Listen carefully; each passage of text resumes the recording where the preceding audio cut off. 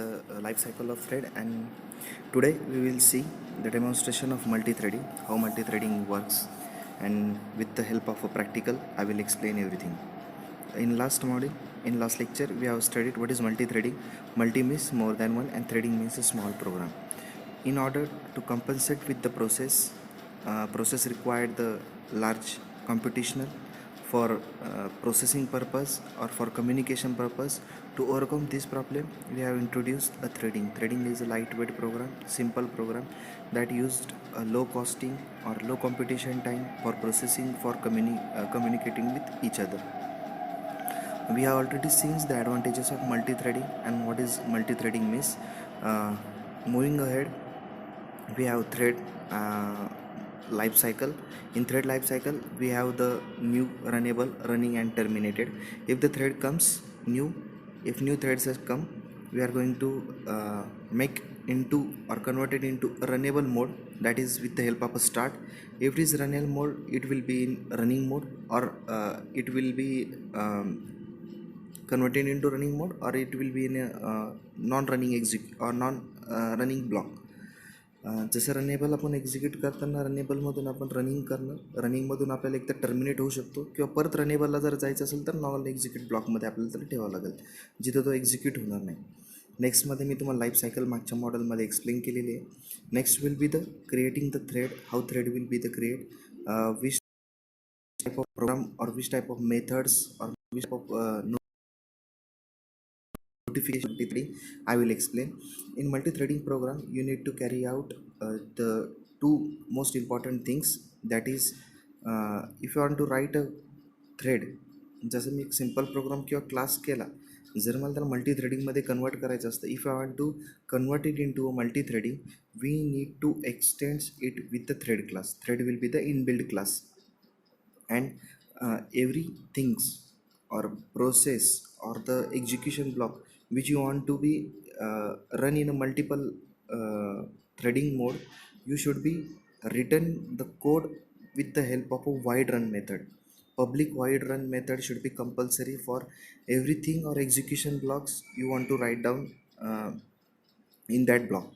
uh, Likewise, if I have class, if I have three class and I want to execute and write down from I 1 to 5 in A class, in B class I want to write down J from 1 to 5 and print it. In K class or in C class I want to write down the K or display K from 1 to 5.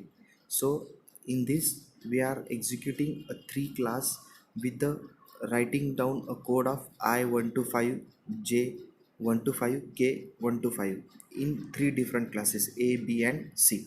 If I want to make, if in traditional way, if I will write down the code for A, B and C class and I will execute, the output will be the same. If I will give the priority to the A will execute it, then B will execute it, then C will execute it by line. If I want to make them and multi-threading, means I want to make a three classes should be run simultaneously. So if any threads get the time for execution, that thread will be executed. If A is executed, then direct C will be executed, after that B will be executed. At that time depend on the computational time or the computational or execution of CPU. So these things you need to understand. You have to extend a thread inbuilt class which is having T capital THREAD thread, and having or compulsory should have a public wide run method. It should be a public wide run method in every class you want to make it a multi-thread. So going towards the execution of program, today I will show just the execution of program. This is the first class, or I have I just give a simple description or what we are going to done, or what we have to do it with this. So write down, if I want to create, likewise here is a class A, B and C. Here is the class A,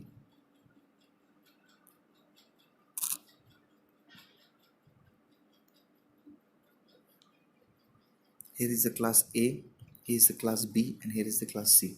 So if I don't want to make it a multi-thread, so I will not write this extends thread. I will not write this.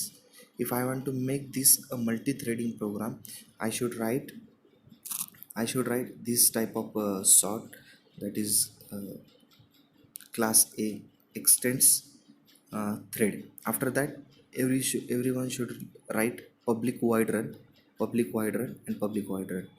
What I have given explanation about a multi-thread are what we are going to demonstrate. Same program we are doing here. I have taken a class A. This is the class A, this is the class B, and this is the class C. I have printed here I for 5 times, I have printed here J for 5 times, I have printed here K.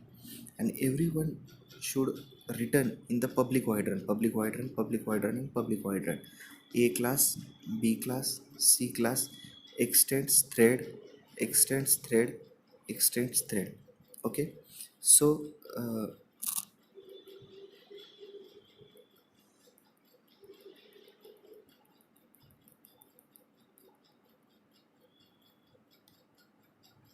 so moving towards what we have done, class A extends thread, public void run. I have written down here a for loop from 1 to 5, and I have written from thread A, and I have concat here I, a system dot out down println exit from A. Same class B extends thread J 1 to 5 thread. Same I have done with this. So what we are going to do, we are going to done it with help of a class C extends thread void run K system dot out dot println from thread K, from thread C K, and system dot out dot println exit from C. So main work what we are going to do, here comes the class thread test. Here we have not written down, this is the main function. We are not going to written down anything that extends and having everything. This is a main class, so we are going to execute it with the help of a class thread test, which is open public static void main string args. And what we are doing here, we are just calling here the thread. So first thread is a new A, open close dot start, open closing braces dot start, new B dot start, new C dot start. So what we are going to do, we are created here a thread. Which thread? Thread A, thread B, and thread C. So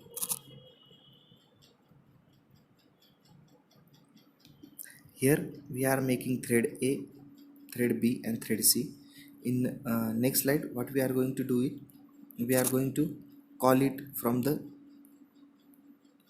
call it from here, new A dot start, new B dot start, new C dot start. Here the execution of the program, here is the I 1 2 3 4 5 from exit from A, K, and J.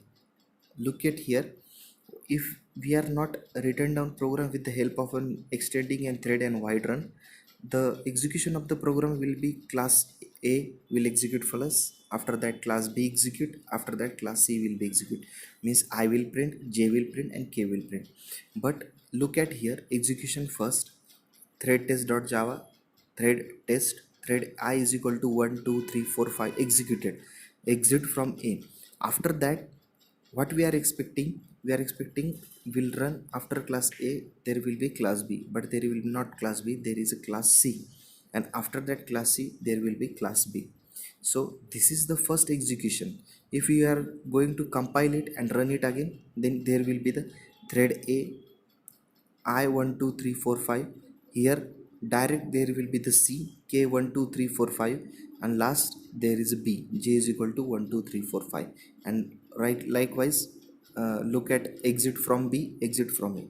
So these are the things that are executed with the help of a multi-threading. What are the advantages of multi-threading? What we are doing in traditional way, what we are going to do, if I want to print this three loop with the help of three different classes, so what we are going to write down, class A I is equal to 1 to 5, class B J is equal to 1 by 5, class C K is equal to 1 to 5. If we are not going to give a multi-threading program or extending thread or written down the code in a wide run, so in traditional way there will be the first execution of class A, after that there is execution of class B, after that there is execution of class C. So likewise, these are the things executed one by one after a order. A, B, and C.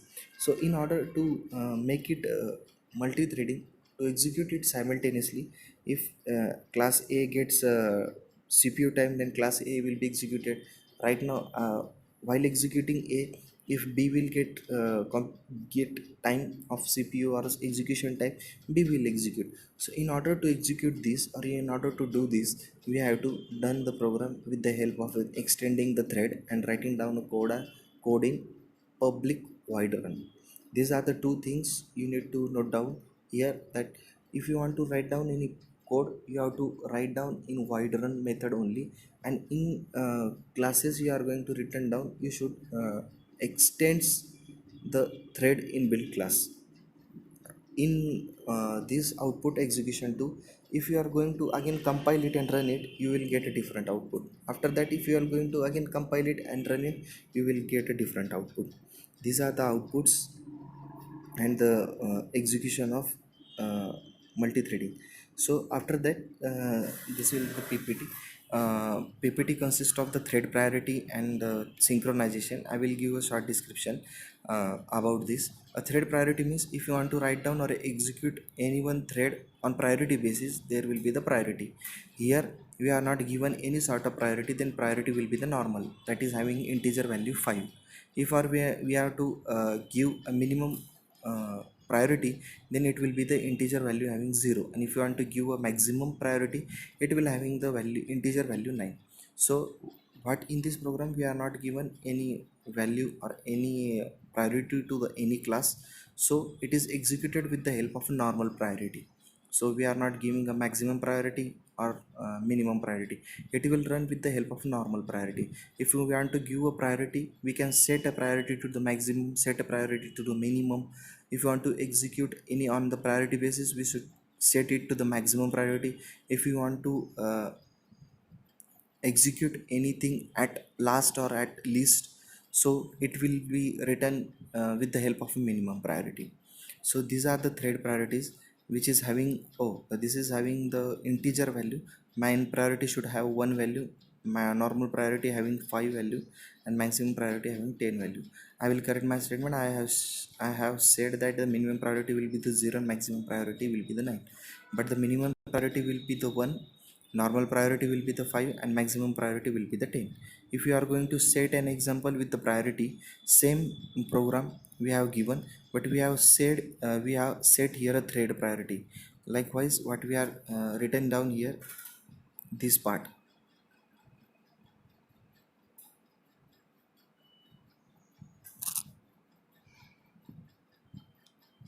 this part is the thread priority. Thread C dot set priority means we are doing setting here of a class C will having thread priority, which is maximum priority, get priority plus 1, and minimum priority. In this, max priority will execute plus, after that after that normal priority, that is the thread A, and after that thread A will having a minimum priority plus 1 means integer value will be the uh, thread A is having minimum priority, that is integer value 1. And what we are doing here, we are getting thread A value, thread priority plus 1, we are getting value plus 1. So in this, class C will execute plus, after that class B will execute, and after that class A will be execute. These are the thread priority. So I will request everyone, or I will instruct everyone to do all this program with the help of an execution, and see in next lecture with the synchronization, and you will have the exercise, or will have the some work related to this. So you need to set a thread priority, or you need to do set a priority, you need to do uh, sleep or touch. So you will have to do, or you have to lots of interest to play with all these functions. So we'll see in next lecture. Goodbye.